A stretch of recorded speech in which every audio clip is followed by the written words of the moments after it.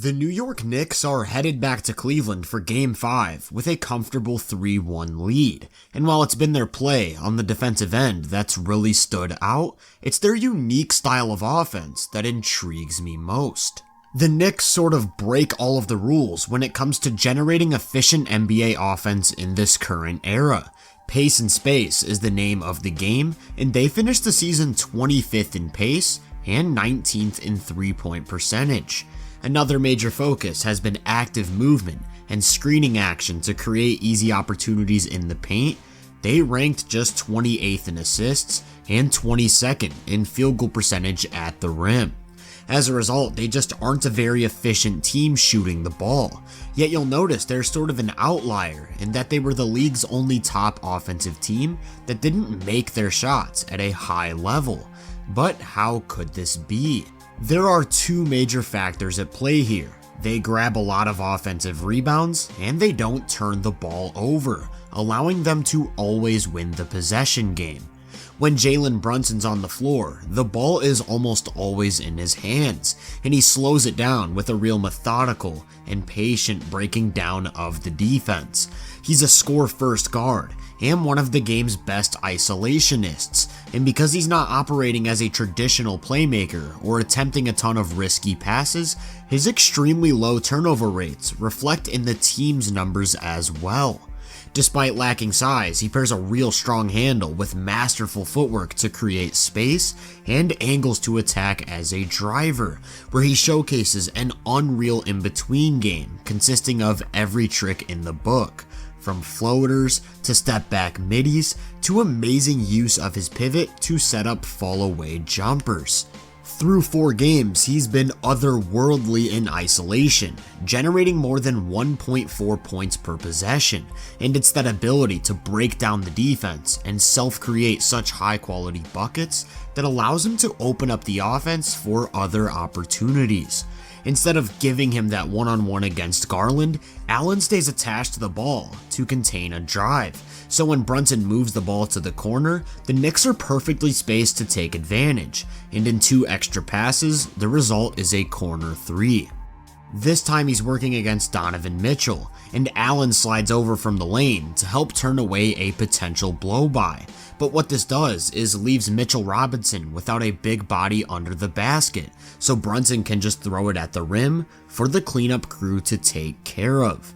Here's another example. Brunson gets to step on Okoro with a full head of steam going towards the cup, forcing Mobley to step over and contest. And guess who's there to take advantage? Whereas most ball-dominant players run a lot of spread pick and roll, JB's at his best when given space to operate and hunt out his own shot with just one defender in front of him. So instead of New York's bigs being utilized as rim runners, they're primarily just camping around the lane, waiting for dump-offs or chances to crash the glass. Robinson walks into a standard dribble handoff, but instead of rolling with the intention of receiving a pass, he just sprints behind the defense to establish position for a rebound. Here's a real similar set where nobody on Cleveland even thinks about putting a body in between Robinson and the hoop, and when Randall pops to the top of the key for a three-pointer, Robinson seals the box out for a catch and trip to the line. It feels like every time the Knicks take a shot, he's just always there. Mobley steps over from the corner to help on a drive, conceding a wide open look, and the ball just soars straight into the hands of the big man for a dunk. This time it's Randall who's backing his man down in the post while Robinson chills on the baseline. After a kickout, he relocates to the opposite block, and although it seems like Allen has inside position, that ball is all his. This is because of how physically overwhelming Robinson is. He's a legitimately big 7-footer, just looking huge out there, and he's strong, moving guys around without much difficulty. Once a free throw goes up, he just discards Mobley's box out by walking him nearly out of bounds, so that when it makes contact with the rim, he's waiting right in the middle of the restricted area. Here's another one where he's operating on the baseline, and it seems like Allen has solid position, but as soon as a shot goes up, it's just too easy for him to get to his spot. In addition to that size and power, he's very gifted vertically, getting up quick off of 2 feet so that he's always first to the ball, where his length and amazing hands take care of the rest. With bigs playing closer to the basket, the Knicks like to run a lot of double guard screening actions to get Brunson favorable matchups for those isolations, and what you'll see is that instead of giving up those switches, Cleveland will often go to either a hedge or blitz to get the ball out of his hands, creating advantages for the guys around him to attack. From the wing, RJ sets a ghost screen that leaves 2 on the ball and an unoccupied corner, not only leading to a wide open 3, but less bodies to take away a crash on the glass. Here's the exact same thing, this time in the middle of the floor. RJ attacks a 4-on-3 with a sharp drive and kick, resulting in an open corner 3 and numbers on the rebound. On this one, it's Josh Hart who connects the offense for yet another open 3 from that right corner, and who else but Mitchell Robinson camping down low, before handing it off to Quickly for an incredible shot. The key to this working so well is that every single player on the floor around the bigs can put the ball down and either get to the rim or make the extra pass.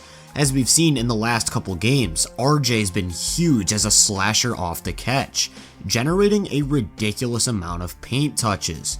And despite some poor shooting from Julius Randle, he's also a wrecking ball going at the rim who has the ability to score or make plays for others. Emmanuel Quickly, Josh Hart, and Quentin Grimes all contribute to this as well, knocking down open 3s, attacking closeouts, and having an ability to either score inside or continue moving the ball around. As a team, they averaged more than 55 drives a game on the season, good for 3rd in the NBA, and this does 3 key things. It of course creates opportunities to score at the rim, draws in help for kickouts or interior passes, but it also pulls opposing bigs away from their offensive rebounders, while keeping those rebounds from going long, setting up those second chances. With the Knicks clearly having a strategy that results in a ton of offensive rebounding opportunities and the personnel to make it work, there's also just a level of effort and activity in crashing the glass. But before we get into that, I want to give a quick shout out to Basketball Index for helping with this analysis. If you're not familiar with the site, they provide tons of statistical measurements, tools, and easily accessible graphics. They also offer various talent grades, and through their player profiles tab, I can easily compare them to other players around the league. Using Robinson's offensive rebounding as an example, on this page I'm presented with various metrics detailing his ability to create second chances, along with how he stacks up against his peers. By signing up with the code VENUE30, you can get 30% off your first month subscription, so I'll leave a link in the description below for anyone interested. And with that being said, let's take a look at how New York outworks the opposition when hunting these opportunities. As Brunson looks to break down his man in isolation, Caris LeVert gets caught ball watching from the wing, allowing Hart to slip right by into the lane for a free layup. Because of Robinson's interior presence, when a shot goes up, both of Cleveland's bigs focus on boxing him out, leaving Hart unattended as he secures and immediately moves it to Brunson for a dagger. On top of the perimeter players actively crashing and positioning themselves well on the cleanup, bigs are chasing long rebounds with energy. LeVert is so focused on boxing out McBride that he doesn't track the ball, and Hartenstein just explodes to the corner to beat everyone to it.